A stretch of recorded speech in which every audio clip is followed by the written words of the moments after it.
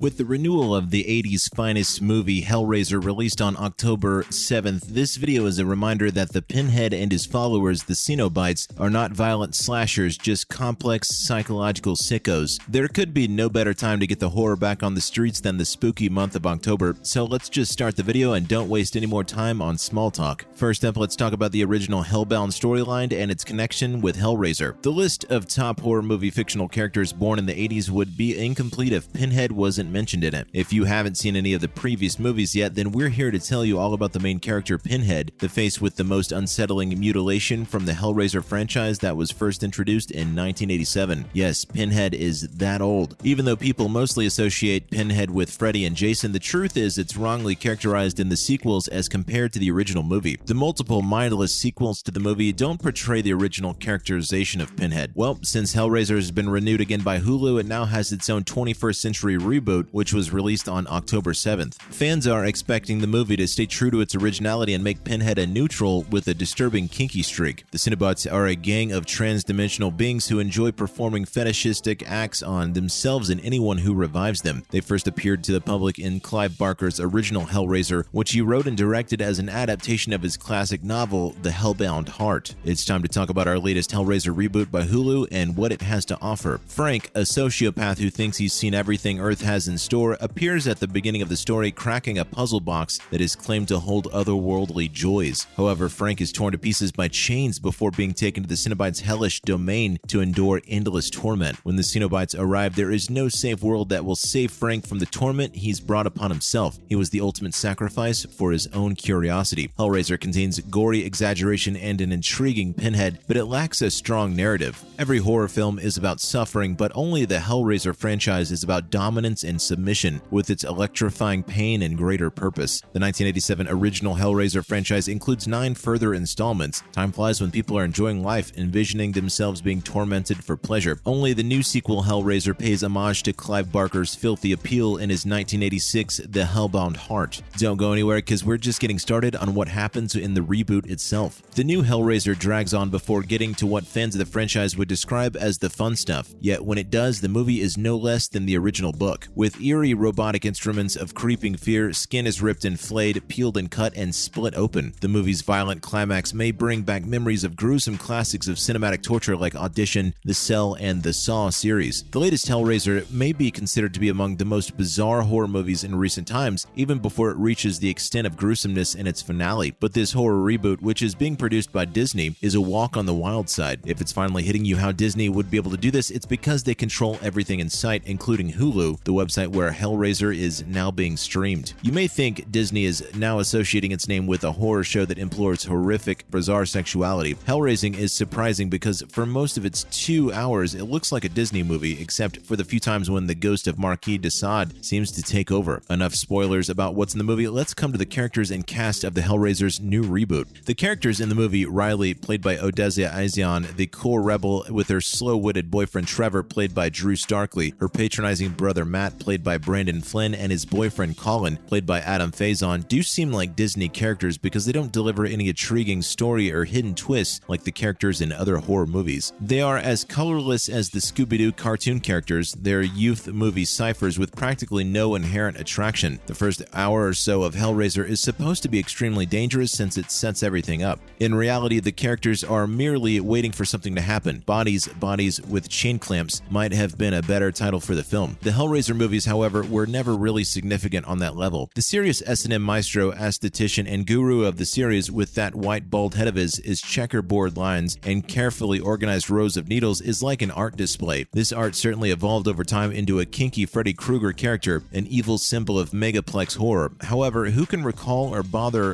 about the individuals affected by his disease of pleasure and pain? Time to discuss the notorious Pinhead and Cenobites and the horror that these characters bring to life. In the new Hellraiser, Pinhead, who is actually the Hell Priest, shows up with the Cenobites, a group of other ghostly creatures that visualize the expression exposed flesh and give it an entirely new concept. For your understanding, imagine one that has its spine hanging out as if it came out of mid-surgery. Yes, now you get it. One of the Cenobites strolls around like an alien samurai, another appears to be a robot that is the nun's rictus smile, and a third has a jaw that is is locked open in mid-scream. Pinhead has been transformed into a soft, frightening doll image of himself that has star-struck eyes and a velvet voice with confusing sexual overtones. In some respects, Jamie Clayton's portrayal of the Hell Priest brings the film closer to the essence of Barker's novel. Even so, the film transforms Pinhead and the other undead creatures into such a priceless collection of alien icons that I partially expected to hear somebody cry, "Get all 5." Stay with us because we have yet to discuss why the Hellraiser 2022 edition turned out to be so disappointing for fans. So, what exactly went wrong in the film? The revelation that the Cenobites had lived as humans was an intriguing addition to the Hellraiser mythology that transformed them into somewhat melancholy characters who had lost all memory of who they once were. Sadly, the Cenobites were never portrayed with any depth in the franchise after Hellbound. With Pinhead as their vicious commander, the Cenobites evolved into interdimensional killers, and the other series missed out on this important detail. Hellraiser Bloodline, the 4th installment in the series, was so bad that director Kevin Yager removed his name from the credits and substituted the famed Hollywood identity of Alan Smithy. Additionally, Bloodline was the last theatrical cut of a Hellraiser movie. A franchise being sent to VOD hell is rarely a good sign. The only narrative that seems to exist is Riley's desire to retrieve her brother after he's been swallowed into intergalactic hell, and the movie stalls out the rest of the time. The new Hellraiser works well as both a gory spectacle and a symbol, but as a plot it fails miserably, and perhaps that's because the movie's portrayal of pain-freak